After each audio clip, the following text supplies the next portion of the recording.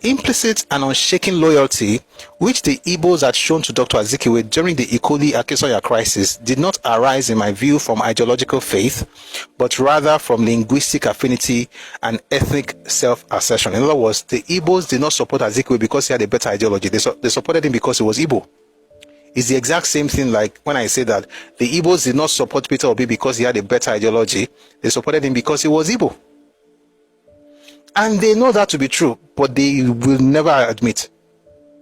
Because admittance of that fact will reveal their hypocrisy. It was because, and guess what? I don't have any problem with that. Do you? If that's what you want to do it, but don't turn around and say you are doing it because he has one. I mean, manifesto, we don't even know the manifesto till today. The first, by the way, that was the second time in history. Maybe it happened other times, but the second time in history that someone was saying that I'm not going to talk about my manifesto so I won't steal it.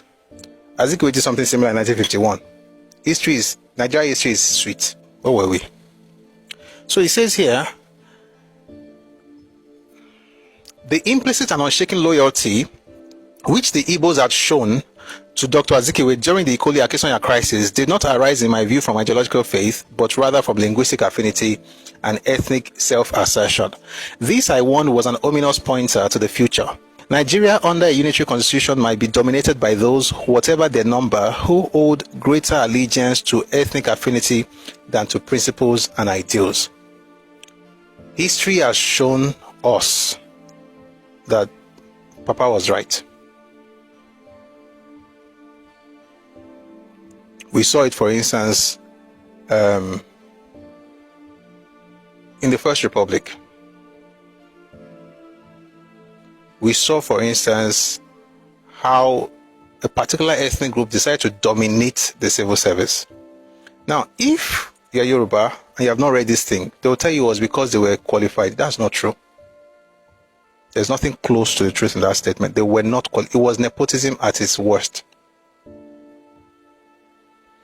You had about 50% of the NRC, about 70% of the Port Authority, Nigerian Airways, everywhere dominating, and they were dominating not because they were qualified. As a matter of fact, I think I've said it before.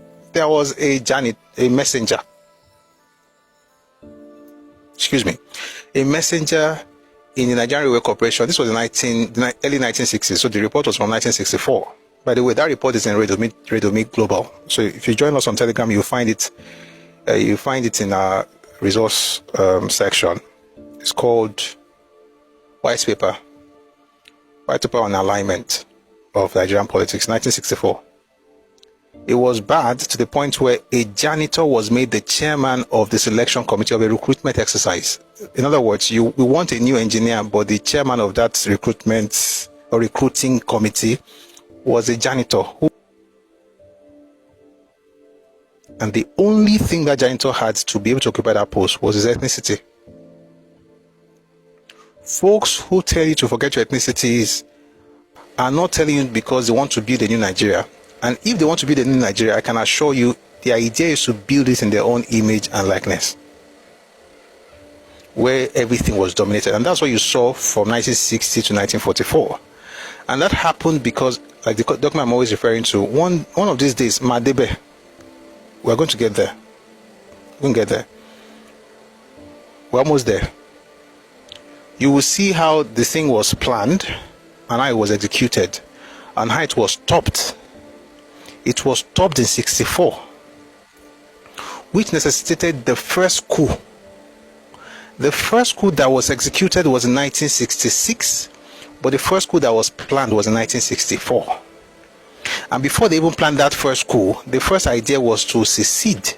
The Eastern region was going to secede in 1963. The reason, of course, was because of census issues. But 1964 was when Ojukwu planned his own coup. 1965 was when the first coup that was executed was planned.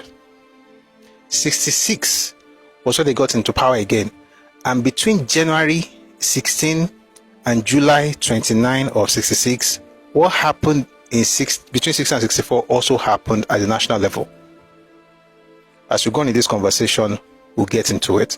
Just to tell you that when you discover that a particular ethnic group in Nigeria is always asking you for soldiers because they lost an election, they are saying, oh, we want the military to take over, we need strong men.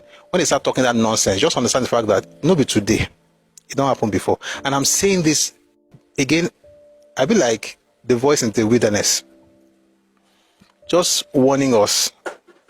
But we have to at least, let's see what has happened in the past so we don't repeat the errors of the past. So I was saying here that everything the way the Igbo people do for Zig that time, not be say now because he get better idea, and just because in the Igbo. And so if this is how it's going to go, why not structure the country to acknowledging that, so that you have made provision, right, for that particular human, should I say human frailty or human nature?